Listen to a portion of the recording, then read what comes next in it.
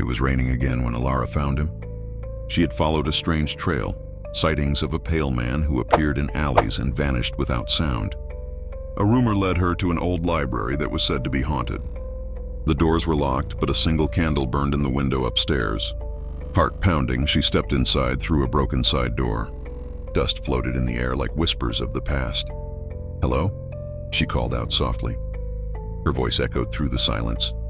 Then she saw him, standing near the shelves, his black coat glimmering faintly in the candlelight. Dracula turned, his crimson eyes glowing faintly. "You should not be here." Elara froze. His voice was deep and elegant, but there was pain beneath it, like music that had forgotten how to be beautiful. "I've been looking for you," she whispered. "You saved my life." "I shouldn't have," he murmured, stepping closer. "Because now you've stepped into a world that doesn't forgive curiosity." She took a step toward him anyway. "I'm not afraid." A faint smirk crossed his lips. "You should be." But then their eyes met. His centuries of darkness against her stubborn light, and something shifted in the air. The silence wasn't cold anymore. It was alive. "Who are you?" she asked softly. His gaze dropped. "A memory, a curse." She shook her head. "No, you're real. You saved me. You chose to." For a long moment he said nothing. Then almost reluctantly he answered, "My name is Dracula." The candle flickered. Elara's breath hitched. "Like the Dracula?" "The same," he said bitterly. "Though the legends are crueler than truth." He expected her to run, to scream, to faint like others had before, but Elara only stared at him, studying his face with quiet fascination. "You don't look like a monster," she said. He laughed, a hollow, haunted sound. "That's because you're looking through eyes that still believe in goodness." Hours passed as they talked in the candlelit library. Dracula spoke of his curse, how he had been betrayed by love centuries ago, how his heart had turned to stone when he was denied peace. Elara listened, sketching him quietly as he spoke, capturing not the fangs or the shadows, but the loneliness in his expression. At one point she asked gently, "Do you ever wish you could start over?" He stared at the window where raindrops crawled down the glass. "Every night," he said. "But eternity does not forgive easily." "Maybe it's not about forgiveness," she said. "Maybe it's about choice. Maybe you can still choose who you want to be." Dracula looked at her, startled. For centuries, no one had ever spoken to him like that. Her words lingered in him long after she left that night. Maybe the curse didn't end with death. Maybe it ended when someone finally saw him as human. But later in his old cathedral home, Dracula poured himself a glass of crimson liquid. But tonight, it wasn't blood. It was coffee, dark and bitter, but oddly comforting. He smiled faintly at the absurdity. The Prince of Darkness drinking coffee, but it tasted like something new, something alive.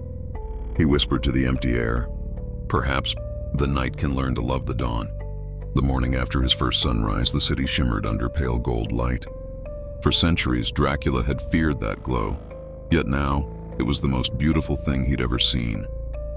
He stood by the cathedral window, his skin glowing faintly, his heart caught between fear and wonder. Elara woke from where she'd fallen asleep on one of the pews. When she saw him standing in sunlight, her breath caught. "You're not burning," she whispered. "No," he said softly. "I am becoming."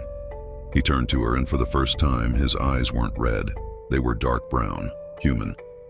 But as the warmth spread through him, so did weakness.